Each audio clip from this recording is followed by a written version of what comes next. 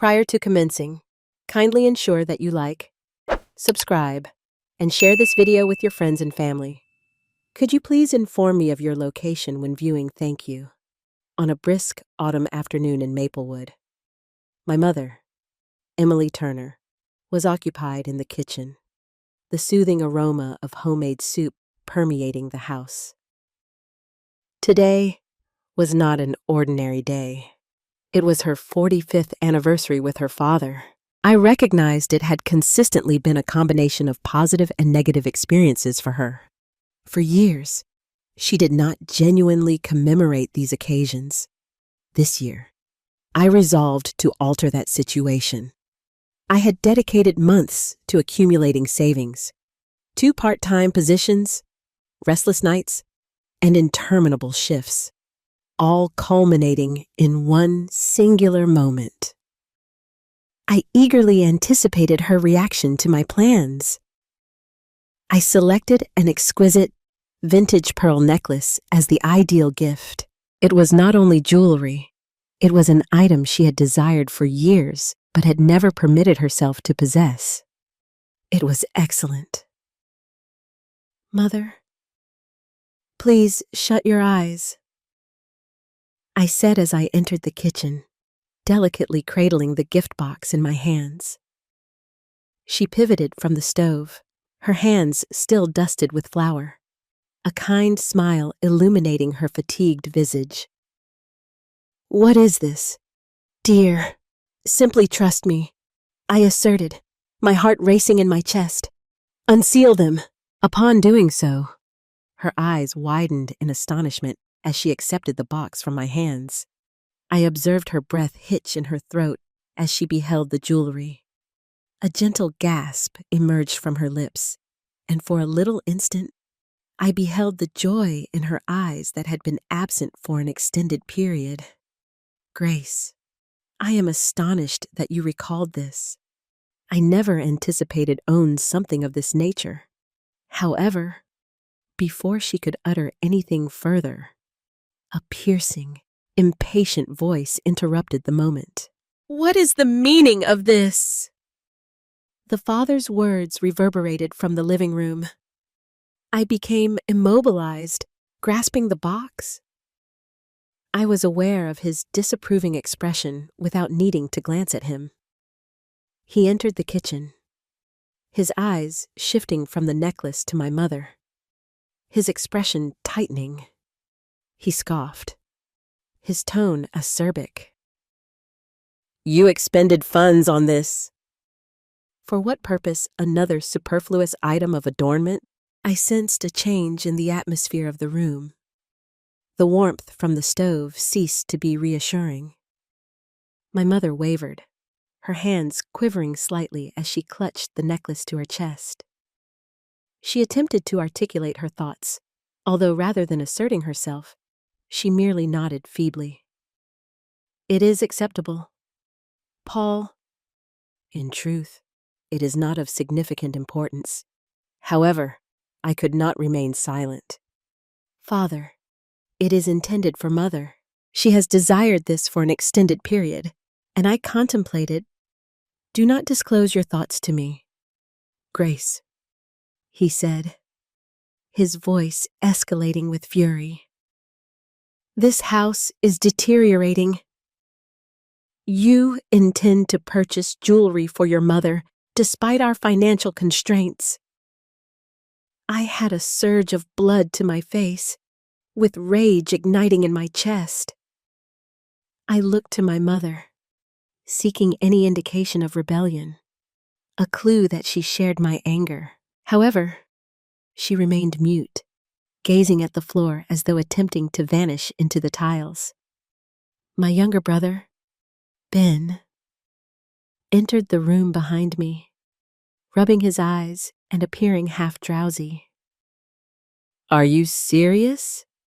Mother, is it a necklace?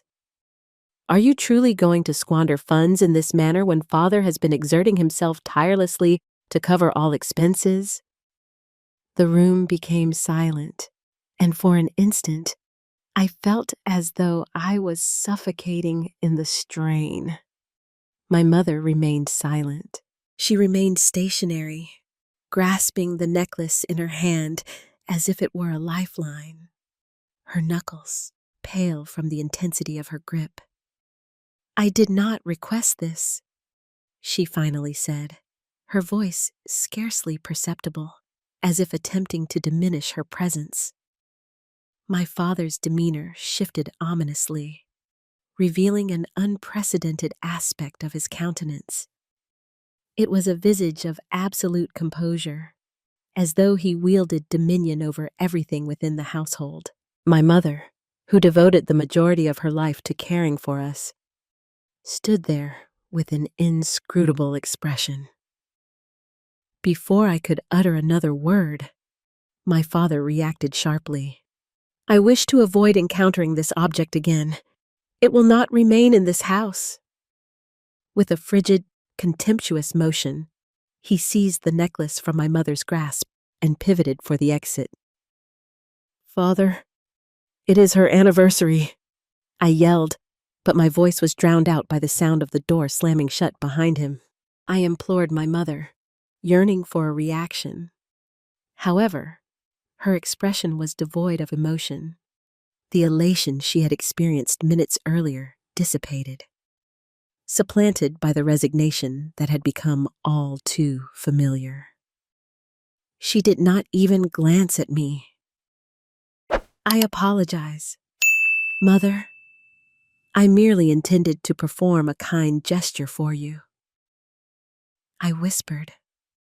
Our gazes intersected, and for the first time, I perceived a glimmer of something.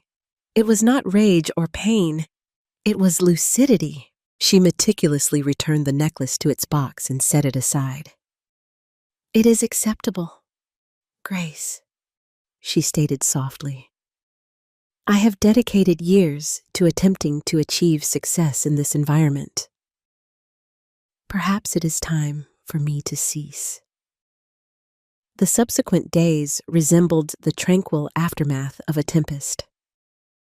All had reverted to its customary rhythm, as though nothing had transpired. However, I sensed its burden, bearing down on both my mother and me, akin to the atmosphere preceding an impending storm. The tension in our household was tangible, while being unarticulated. My mother, Emily Turner, consistently facilitated progress. She would never permit the house to descend into disorder. The laundry was neatly folded, the meals were meticulously prepared, and the house consistently emanated the aroma of home-cooked cuisine. However, in this occasion, there was a notable distinction. I anticipated her to be irate. However, while observing her, I perceived an exhaustion that transcended mere physical fatigue, something I had previously overlooked. It seemed as though a portion of her had simply surrendered. A week subsequent to the necklace incident, I returned home from school to discover her seated in the living room, holding a cup of tea. The formerly vibrant room was eerily silent. Upon my entrance, she failed to acknowledge my presence, leading me to briefly question whether she was aware of my arrival. "Mother," I spoke gently. She gradually raised her gaze, her eyes appearing remote. "Grace, I wish to present something to you." I seated myself next to her as she retrieved a small, worn photo album from a drawer adjacent to the couch. The pages exhibited wear from prolonged use, with the edges of the images curling upwards. She opened it, revealing a photograph of her youth, with her hair neatly arranged in a bun and a gentle smile as she posed in front of a piano. She appeared poised to engage in play, and for the first time, I perceived something very unfamiliar to me hope. "That was I, during my tenure as a piano instructor," she remarked, her tone kind yet resolute. "I performed well, Grace. I was appreciated by others. They valued my actions. I discerned the melancholy in her voice. Yet there was an additional element present, something more profound. She flipped the page, revealing several images, including some of her with her piano pupils and others of her composing in a notepad. Those photographs evoked a sense of liberation, depicting a life she had previously experienced that now seemed entirely unattainable. She indicated this, her finger poised on a photograph of herself with a certificate for an essay she had composed. "This is my former self. Subsequently, I wed your father, and all circumstances transformed." I was at a loss for words. I had never heard her speak in this manner before. I examined the photograph of her in the piano studio once more. She radiated brilliance. I did not recognize that individual. She was a someone I wished her to become once more. "Mother, why did you never disclose this to me?" I inquired softly. She shut the album and placed it aside, her fingertips lingering on the pages briefly. I believed it was merely a transient phase. I believed I could manage it. However, with time, I lost my sense of identity. I began to believe that I was prohibited from desiring anything for myself. I sensed a constriction in my throat, a blend of sorrow and rage surging within me.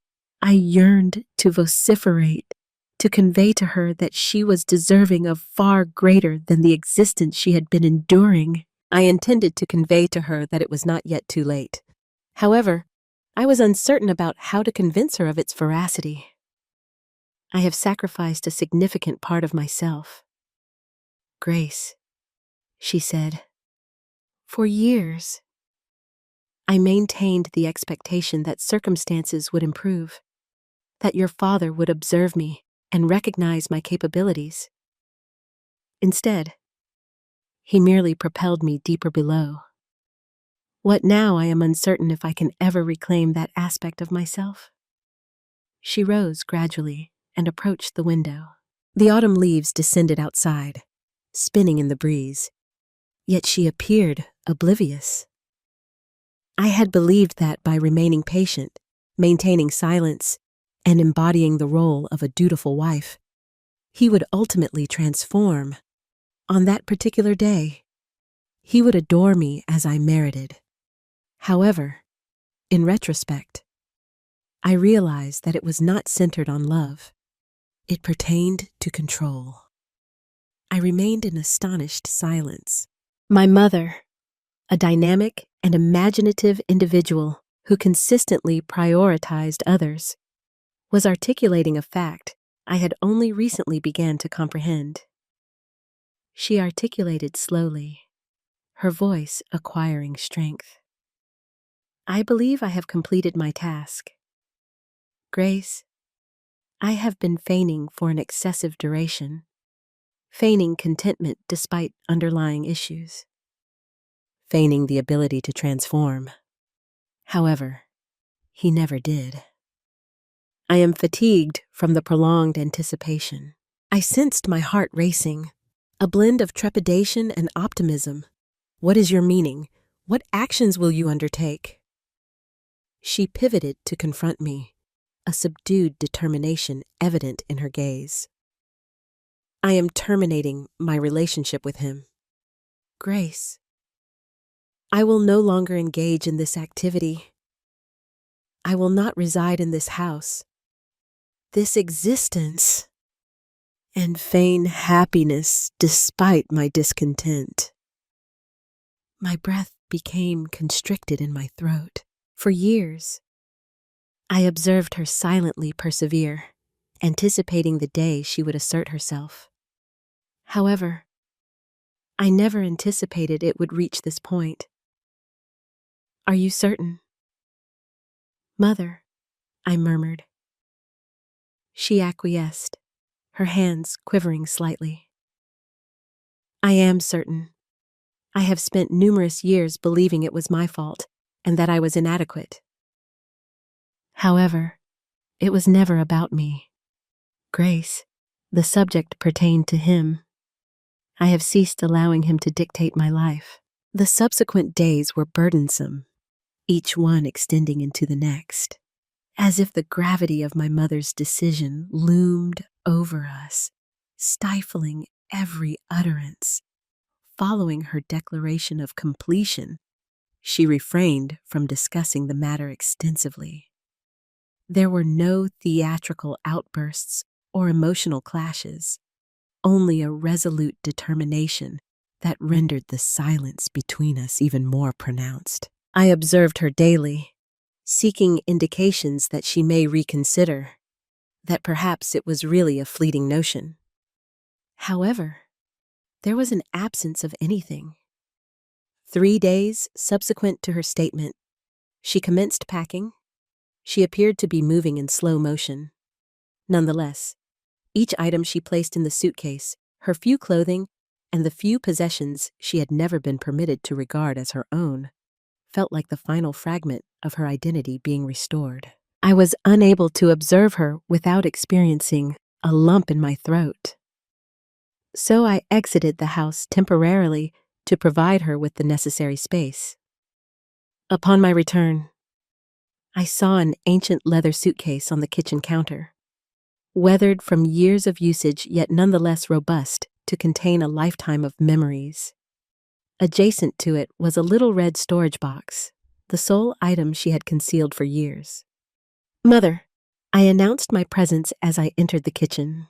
She sat at the table, gazing at the red box before her, her fingers tracing its edges as if uncertain of her next action.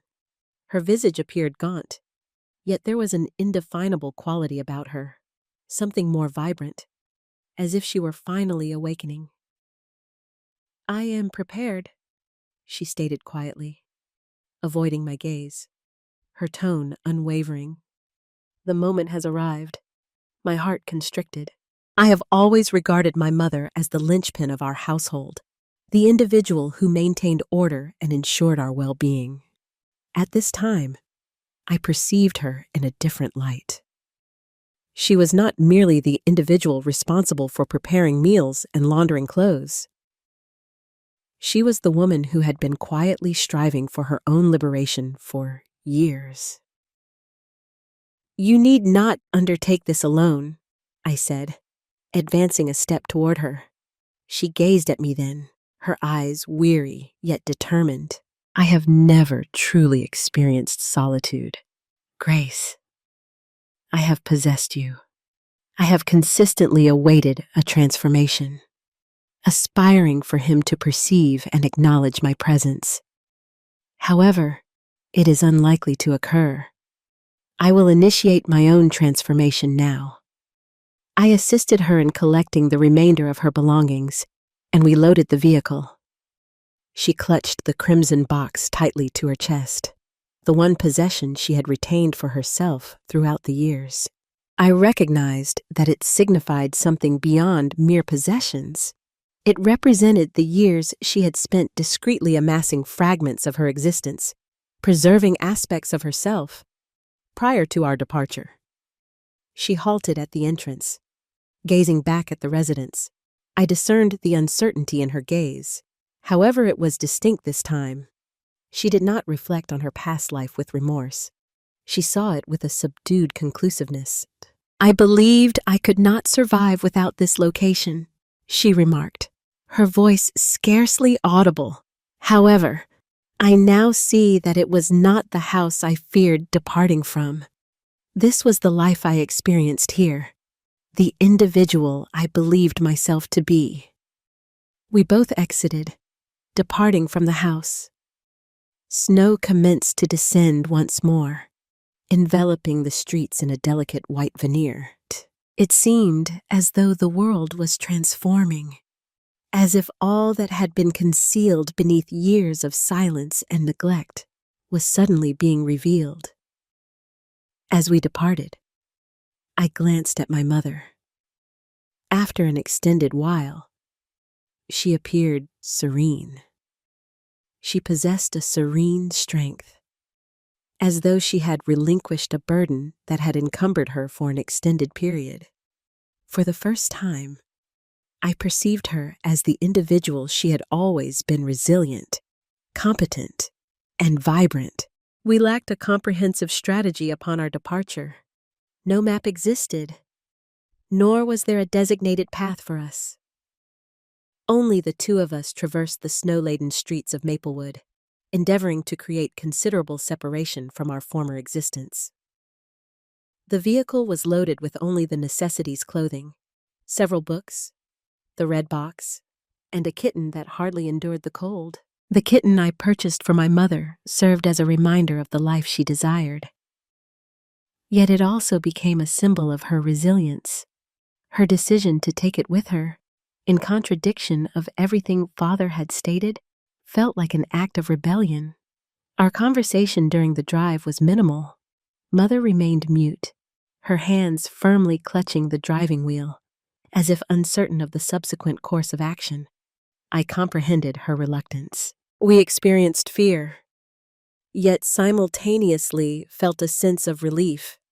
The palpable tension that had pervaded the house dissipated, and although we had a definitive strategy, I recognized that it was preferable than remaining. Any alternative was preferable to remaining. We reached a modest apartment building adjacent to the lake. Although it was modest, it now belonged to us. The air exuded a more invigorating scent, reminiscent of the lake and the forest. I perceived the gentle murmur of the water and observed the sunlight's reflection on the lake's surface, a subtle glimmer that imparted a sense of tranquility to the location. The flat was not spacious, yet it possessed a warmth that I had not experienced in years. The light entered through the windows, illuminating the living area with a gentle, golden radiance. As we unloaded the vehicle, I sensed the burden gradually alleviating from us. Mother was no longer the individual she had been prior to our departure from the residence. She had a greater lightness and presence. Upon her observation of the place, I perceived a glimmer of emotion in her eyes, perhaps hope. Perhaps it was merely the liberation she had not had in years. "This is it, Grace," she murmured, surveying her surroundings. "This is all that I require." I smiled at her, although a lump formed in my throat. I was uncertain about the future, yet for the first time, I had faith that we could navigate it collaboratively. We could establish a life here, liberated from the past. That evening, we dined at a nearby tiny diner. The cuisine was satisfactory, if unpretentious. My mother selected a salad, while I chose a soup. We dined in serene solitude, the burden of recent days receding into the background. The evening was not flawless. However, it represented a beginning. Upon exiting the diner and returning to our new apartment, Mom paused at the door, the keys clinking in her hand. She faced me, her gaze locking with mine, and for the first time in years, she smiled genuinely, not the contrived smile she had previously displayed. "You are aware, Grace," she remarked, her tone softer than customary. "I never anticipated the opportunity to reside independently. However, I am now. I believe I can ultimately discern my true identity, my desires." I stood by her, the wind rustling through the trees, and for the first time in my life, I no longer felt as though I was witnessing my mother disintegrate. I perceived her revival. The initial weeks at the apartment were indistinct. We were both acclimating, establishing our cadence in a room that was exclusively ours, unblemished by the years of dominance and silence that had pervaded the residence we had departed. The apartment was unpretentious, featuring 2 bedrooms, a compact kitchen, and a snug living area. The walls were unadorned, and the furnishings were incongruous, yet the space was immaculate, luminous, and tranquil. It is exceedingly silent. Mother devoted the mornings to the kitten, tenderly rehabilitating it after the cold had rendered it feeble. She sat by the window, her fingers gently caressing its fur while it slumbered in her lap. I observed her during these instances, unable to articulate the emotion that stirred within me. It was not merely the lack of father's continual presence. It was the altered manner in which mother appeared to breathe now. She was recovering her existence, and even the most mundane events, such as holding the cat, were imbued with significance. In the evenings, we would stroll along the lake. It evolved to become our custom. We would stroll alongside each other, our footfall softly crunching on the fallen leaves, while the brisk autumn air caressed us. Although my mother was reticent, I could perceive the extent of her observation. Her pauses to observe the ducks gliding by and her head tilts to perceive the rustle of the breeze in the trees suggested that she was finally attuned to her surroundings once more. Approximately 1 month after our relocation, I saw her seated on the couch, holding an antiquated, worn notepad.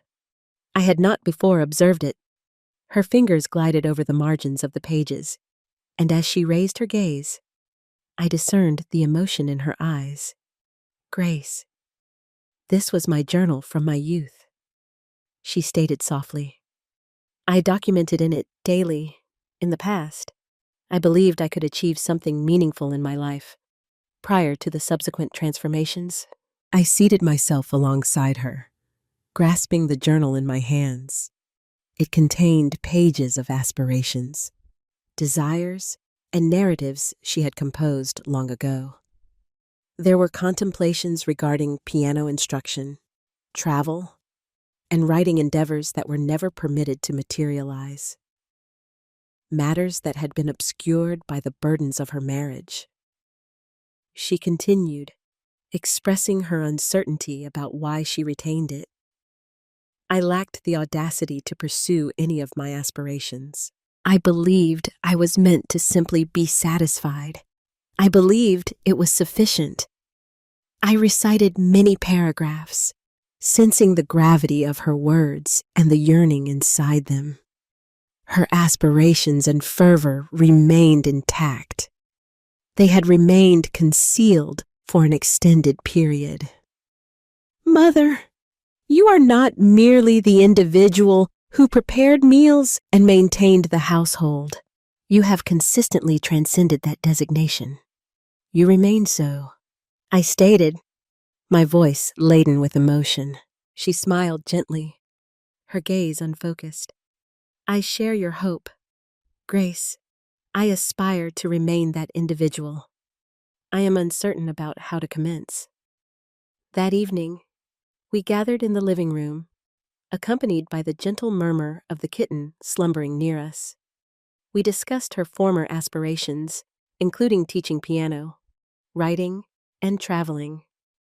Gradually, she started to reveal herself increasingly. For the first time, I no longer perceived her as a victim of circumstance.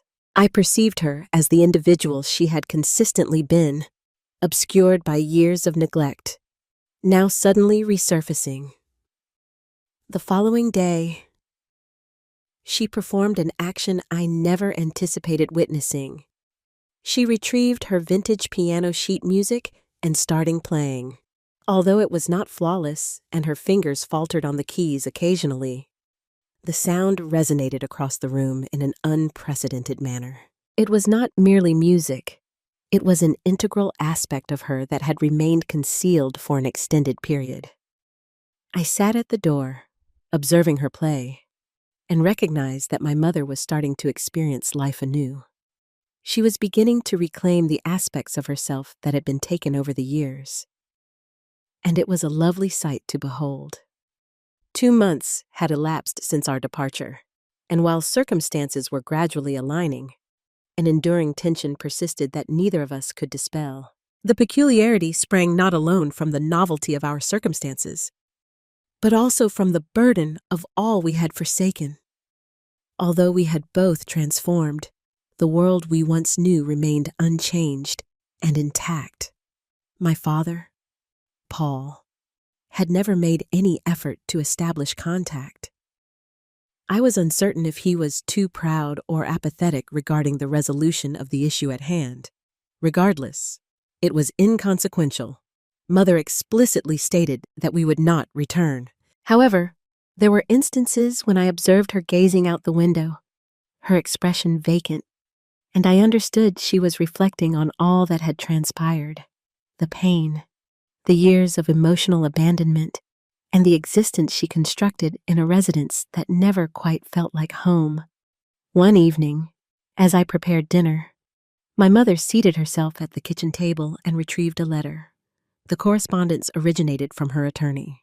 The text on the page was uncomplicated, yet its significance was profound. "I believe it is time, Grace," she stated, her voice calm yet subdued. "I have been evading this for months, anticipating a resolution, and expecting that Paul would eventually acknowledge my presence. However, he has not.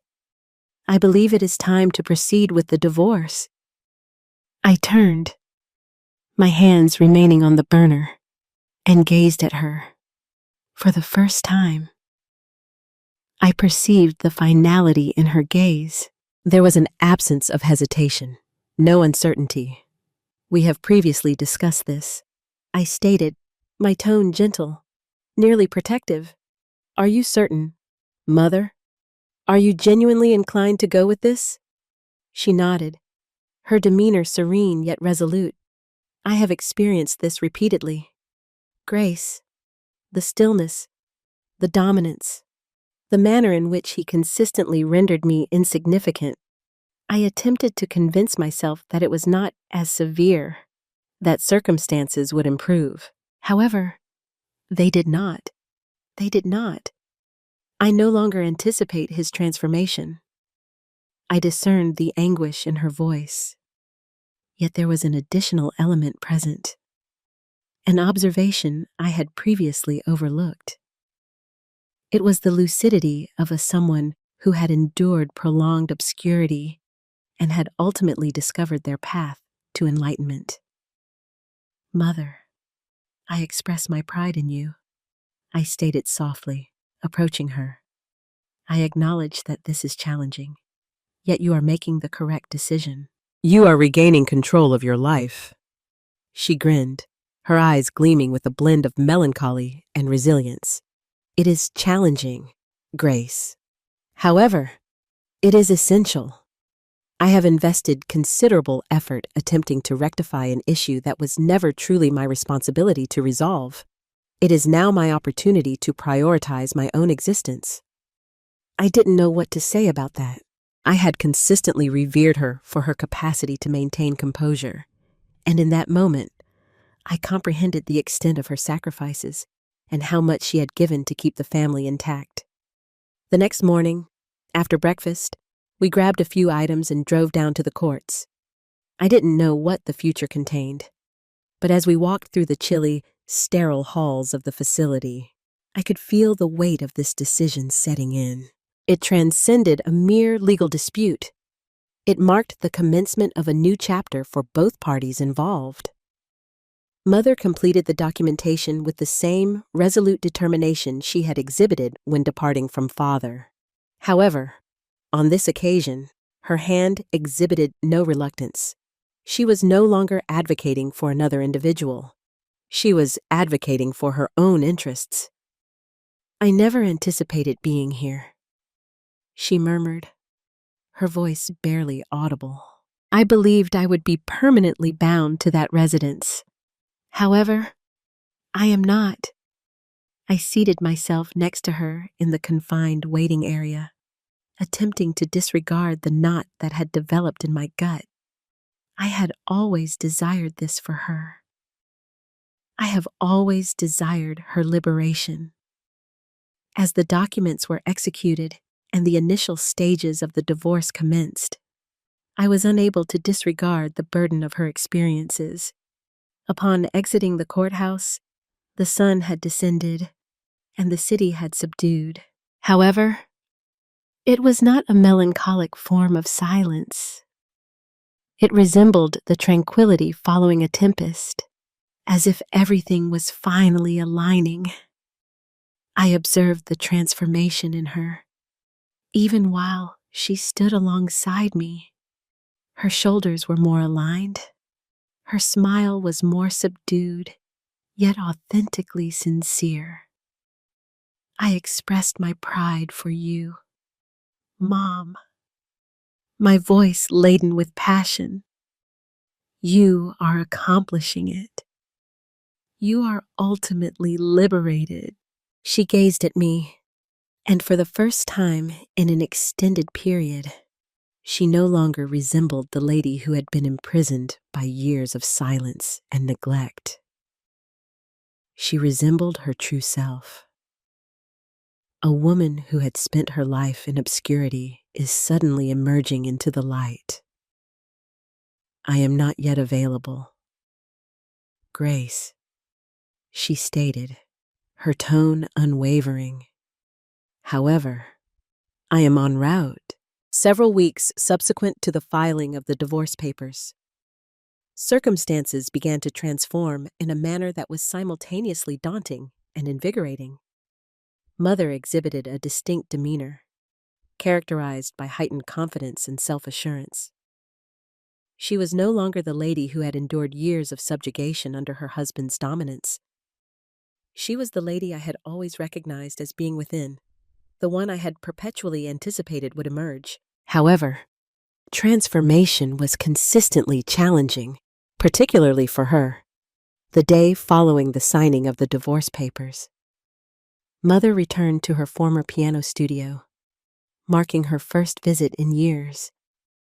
I did not accompany her. It seemed to be a moment she required for herself. However, I remained patient, aware that she needed to recover this aspect of her identity. Upon her return home that afternoon, her visage radiated, and her smile was the most luminous I had witnessed in years. The alteration was initially so nuanced that I nearly failed to identify it. However, it was evident in her demeanor, in the self-assurance that had become ingrained in her essence. I accomplished it, she stated, her tone kind yet imbued with certainty. I am instructing once more. Grace, I am resuming my piano lessons. A nearby community center has agreed to permit me to utilize their space for courses. I was unable to conceal the exhilaration on my face. Mother, that is remarkable. I am exceedingly proud of you. She grinned while seated next to me on the couch. I believed I would never be capable of accomplishing it again. I believed I was inadequate and had nothing to contribute. However, I do. I am still capable of teaching. Perhaps I can instruct individuals not only in musical performance, but also in rediscovering their true selves. I observed her with admiration. This was the woman I had always recognized her potential to be. The woman capable of creation, inspiration, and healing, not only for others, but also for herself. I had never witnessed her exhibiting such vitality before. It resembled her awakening from an extended, agonizing slumber. The subsequent weeks were tumultuous. Mother commenced promoting her piano instruction services. She commenced posting brief videos of herself performing, narrating anecdotes about her life, and providing insight into the world she had departed. It was not long before individuals started to observe. Residents who had previously esteemed her musical prowess began to make contact. As her confidence increased, Her following expanded. One afternoon, she astonished me with something that filled my heart with pride. She registered for a local community event, an intimate assembly where individuals could unite and convey their narratives through music. It was an ideal opportunity for her to not just perform, but also articulate, to recover her voice in the presence of others. I am uncertain if I can accomplish it, Grace, she remarked the night prior to the occasion, her hands quivering slightly as she organized her music sheets. I am apprehensive. What if people perceive me merely as an elderly woman playing the piano? I positioned myself adjacent to her, clasping her hands inside my own. Mother, you are not merely an elderly woman playing the piano. You are an individual who has endured more than is often bearable. You are not undertaking this for their benefit. This endeavor is for your benefit. She nodded, her eyes imbued with apprehension, yet a glimmer of determination was evident in the corners of her sight. You are correct. I am undertaking this for my own benefit. The event took place in a quaint theater located at the intersection of Main Street. The area was compact, populated with rows of folding chairs and a little platform at the front. As Mother approached the piano, I observed her pause momentarily.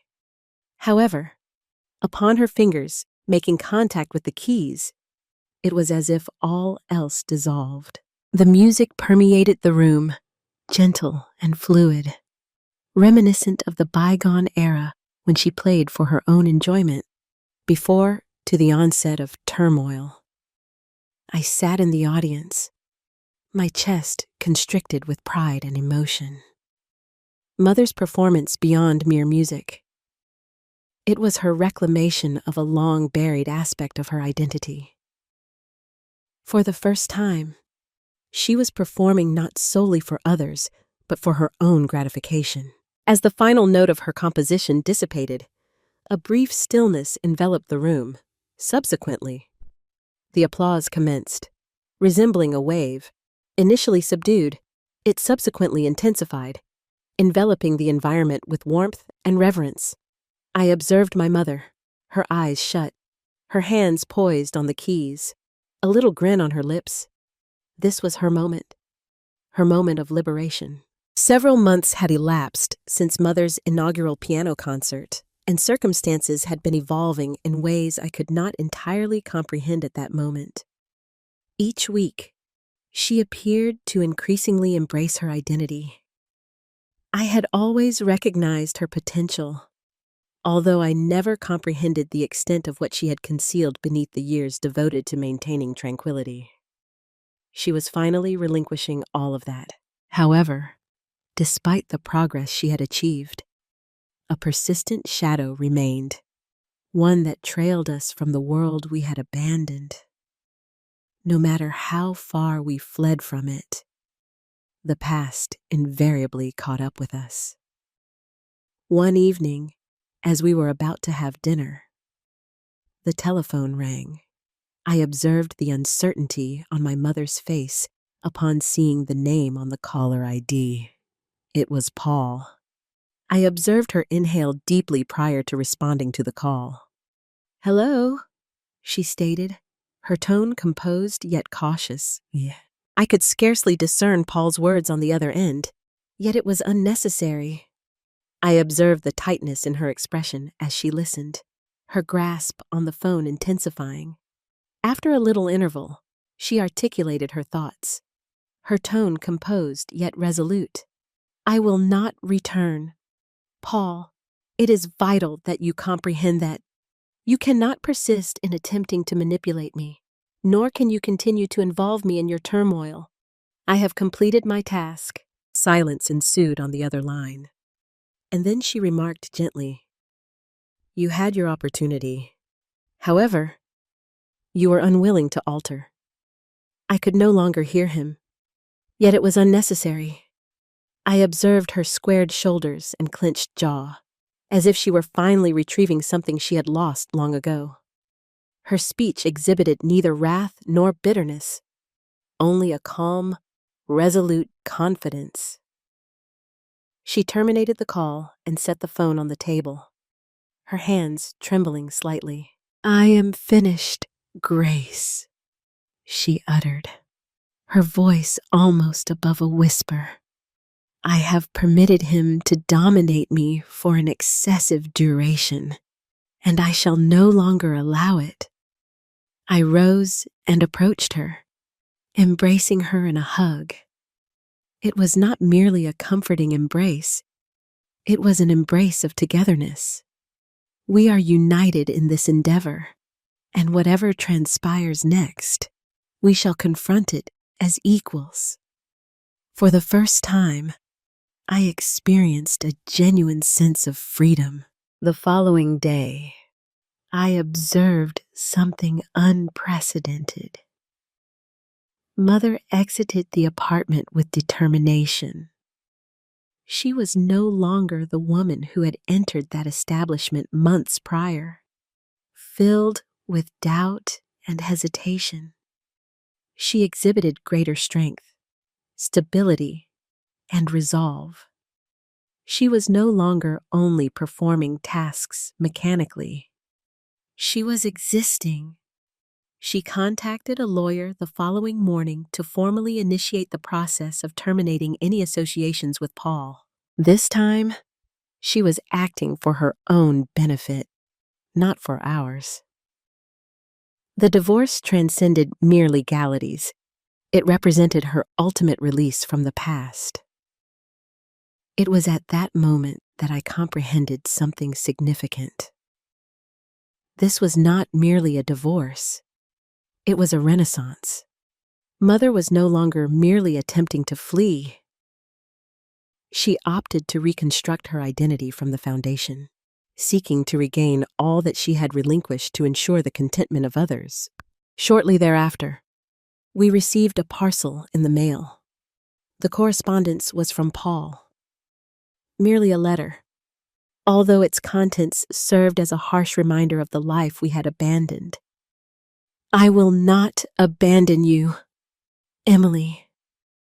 One cannot indiscriminately discard all items. We are kin. You are meant to be here with me."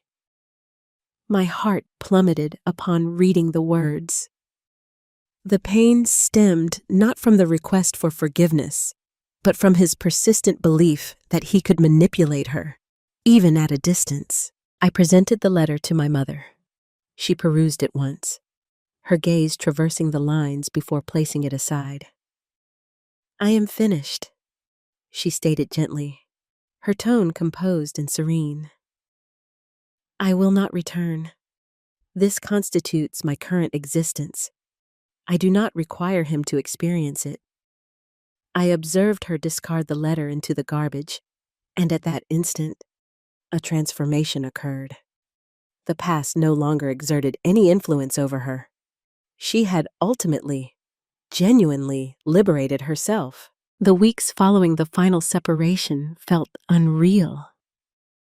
A subtle tranquility pervaded the atmosphere. Although it was not the serenity I had anticipated, the absence of dispute was merely superficial. There existed a more profound underlying issue. Both my mother and I were undergoing transformation. We were no longer only attempting to endure. We existed. My mother resumed teaching piano lessons, and with each student that entered our home, I observed her reclaiming the confidence she had diminished over the years. Her instruction beyond mere music performance. It focused on guiding individuals to discover delight in their passions, fostering a sense of ownership. She had transformed into a distinct type of mentor, characterized by patience, kindness, and vitality.